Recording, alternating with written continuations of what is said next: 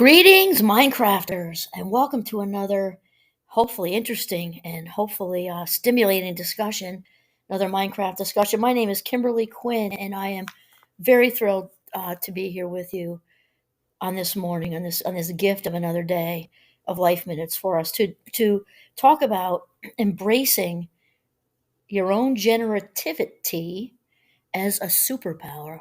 Now, and right away, before I even get going here, I definitely want to do a shout out to Susan Krauss Whitburn, who writes for Psychology Today, because she was my inspiration for this morning with this. And that said, I want to.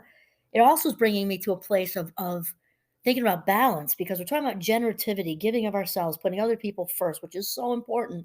And also, in fact, I'm doing a presentation in a couple of weeks for the Vermont Women in Leadership, and it's about being filled up, and we can't give what we don't have. And so they actually are not opposites.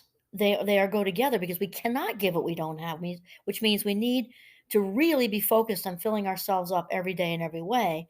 And that said, we're not talking, when we do that, we're talking about filling ourselves up authentically, also, so that we are also able to give to other people without being depleted ourselves. It's kind of like we're channeling all this energy and love and kindness kind of thing.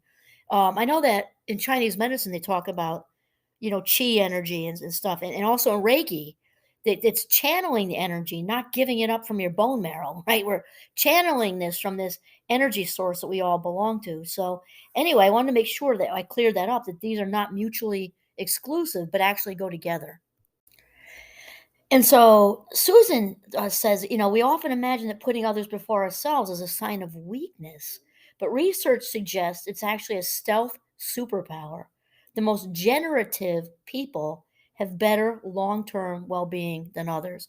So this is also very Gandhi, right? So when, Gandhi would say, super paraphrased, if we're not feeling well, we're not experiencing wellness, we're blue, we're down, he'd say, so get up and go do something for somebody else, put somebody else, focus on somebody else, kind of get out of your own head, go hold the door open for somebody, go, if you see somebody struggling carrying groceries, go help them, or even a more planned something like helping out a soup kitchen, or just with a total stranger.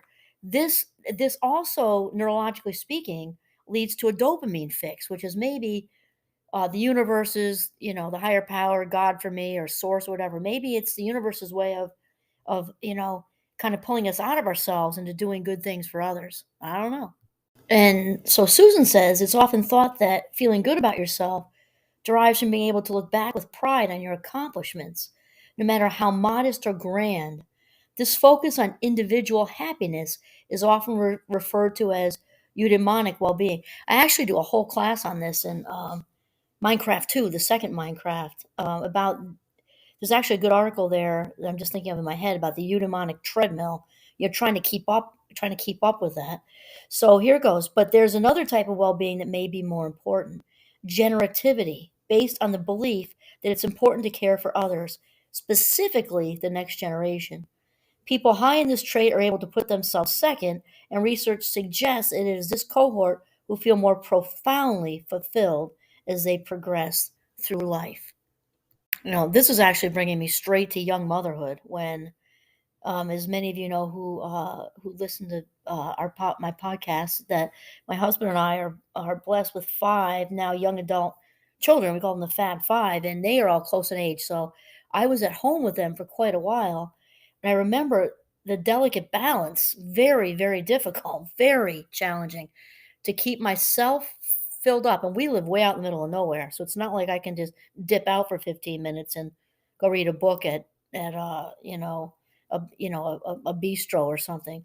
And so I remember how hard it was to kind of do those small things for myself to keep myself filled up. And I definitely got depleted. I'm absolutely admitting that there are times when, and that's what, women friends are good for that and everything, but they were all on the same stage. So we tried to get together when we could, though it was challenging. All living out here as well, because the five kids were absolutely first, no question about it. And I think that's what we're talking about here.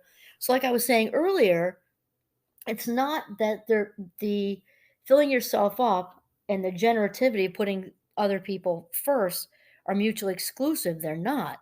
We're not talking about a codependent way of putting people first. We're getting all kinds of self-esteem, bolts of self-esteem from running ourselves on the ground, being the only one to take everybody's kids to the baseball games every week, or being the only one baking the brownies for the PTO every week. That's codependent. It's different than genuinely and authentically taking, doing a conscious act of kindness for somebody, because and typically when it's authentic, right?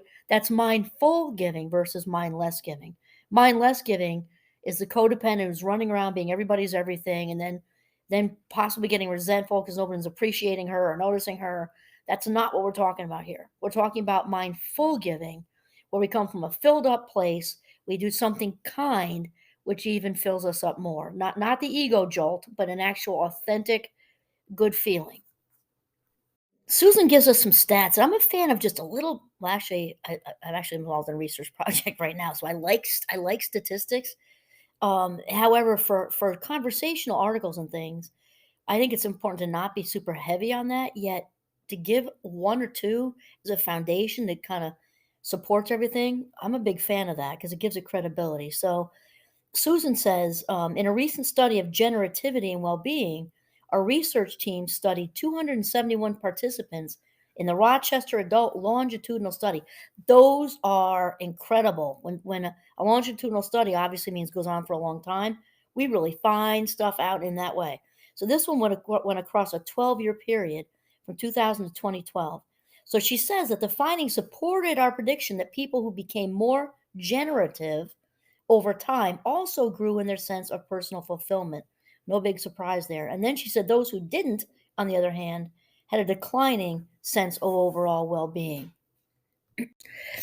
And, once again, it's very important when, being generative is authentic. So it's very important to differentiate between mindless giving and mindful giving again, because mind, you know how you feel.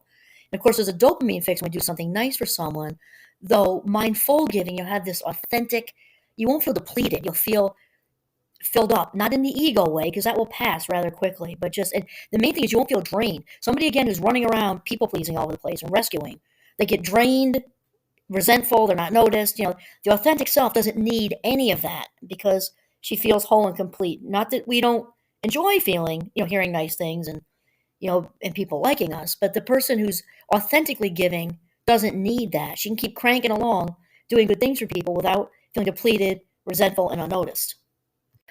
And so Susan goes on to say that the benefit derived from putting other people before yourself counters the idea that well being can come only from that eudaimonic feeling of achieving our own personal goals.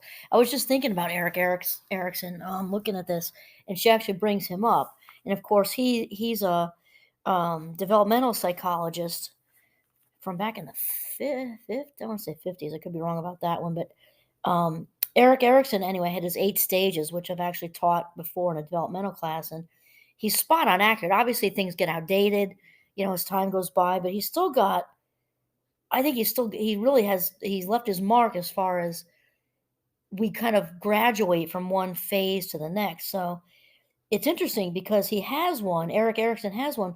And he proposed this phase was generativity versus stagnation. So in this model, he said people who stagnate become more and more self-focused, spending money on endless home redecoration, expensive vacations, and beauty treatments. It may seem counterintuitive that the best way to feel good is not even to think about how good you feel, but our study suggests that it lies in a very different type of pursuit. So yeah, so very cool. That was inspired by Susan Krauss Whitborn today, Rates for Psychology today, as far as generativity as a superpower.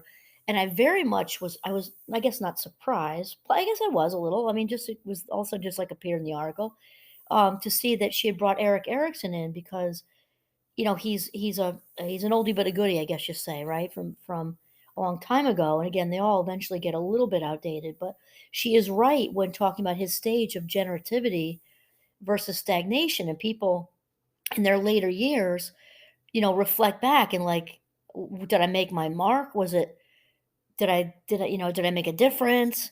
And can I still make a difference, right? And do something. And it really does matter, because when people are not out there doing good things for other people, according to Eric Erickson and also Susan Krauss Whitborn, they get stagnant. And when I think of the word stagnant, well, I guess because we're out in Vermont, maybe I think of a pond with all kinds of goop and sloppy, muddy, snapping turtles, probably some leeches. That's right, and smells.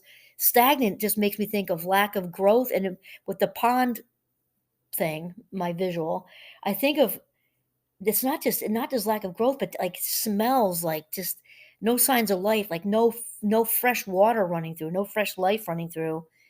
And I don't know, for me, that isn't any kind of way I'd want to land in my later years. And so we've all got it in us, right? We're all energy sources wearing different outfits, spiritual beings having a human experience. So embrace your generativity as a superpower.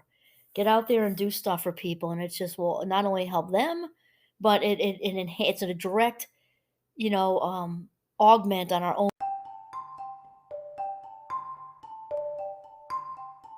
well-being. And then, as Susan stated, and there have been a gazillion studies, especially that the very famous, also longitudinal study, the famous Harvard study, talks about, from a positive psychology perspective, those who live the longest lives also have very strong positive relationships. And obviously, generativity can only further enhance this, because it's all about connection, right?